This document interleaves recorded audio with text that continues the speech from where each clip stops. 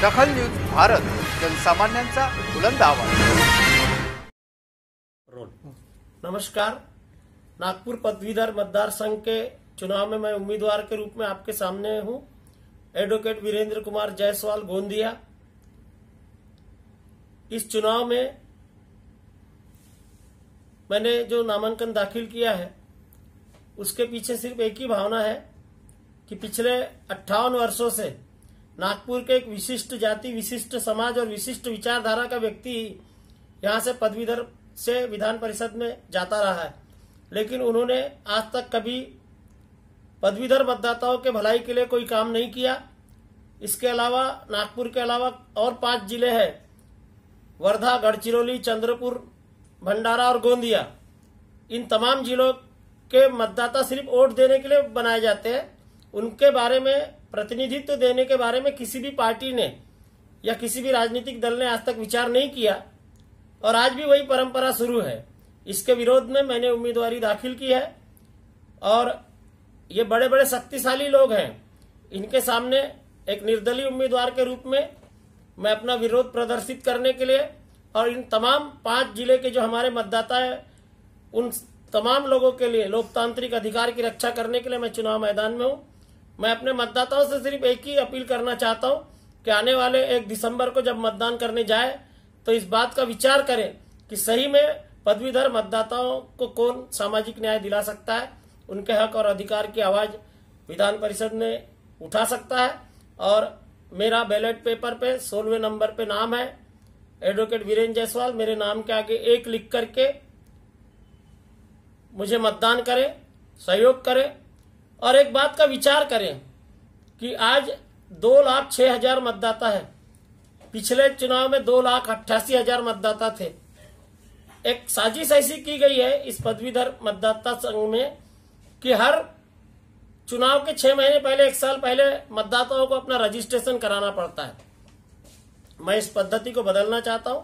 जो व्यक्ति एक बार पदवीधर हो गया, उसका नाम अगर एक बार मतदाता सूची में आ गया तो अपने लोकतंत्र की व्यवस्था के अनुसार मरते दम तक उसका मतदाता सूची में नाम रहना चाहिए।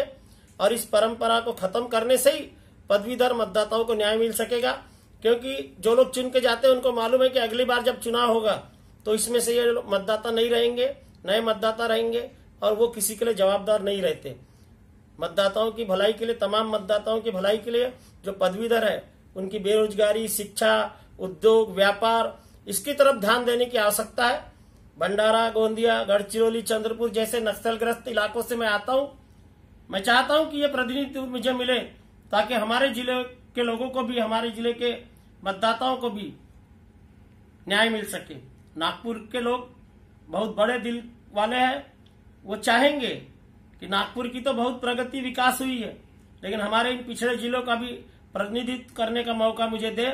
विशेषकर मैं नागपुर के लोगों से निवेदन करने के लिए आज नागपुर में आया हूं कि अपना आशीर्वाद मुझे प्रदान करें, अपना मतदान मुझे दे और एक बार अपने छोटे जिलों से, गोंदिया, भंडारा, गढ़चिरौली, चंद्रपुर जैसे पिछड़े इलाके से जाकर के महाराष्ट्र की विधान परिषद में तमाम मतदाताओं की भलाई के लिए काम करने के लिए मैं काम कर सकूं, इसके लिए मुझे आशीर्वाद प्रदान करें। लेकिन 1 दिसंबर को मतदान करने जरूर जाए, क्योंकि इस पदवीधर मतदार संघ में 50% के ऊपर मतदान नहीं होता, ऐसा आज तक का इतिहास है।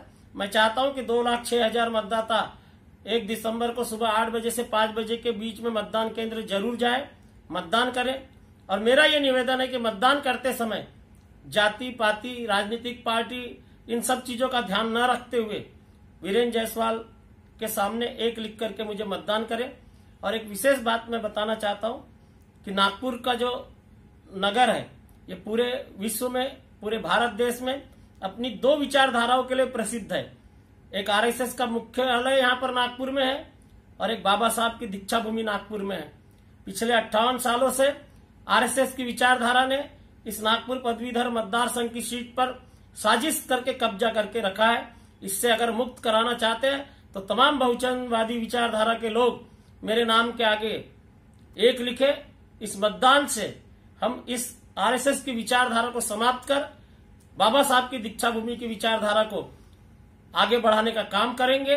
यही विश्वास के साथ मैं आपसे अपने नाम के आगे 1 लिख करके मतदान करने की अपील करता हूं। आपका आशीर्वाद चाहता हूं, आपका सहयोग चाहता हूं। जय भीम, जय ओबीसी, जय सेवा, जय मीम, जय हिंद।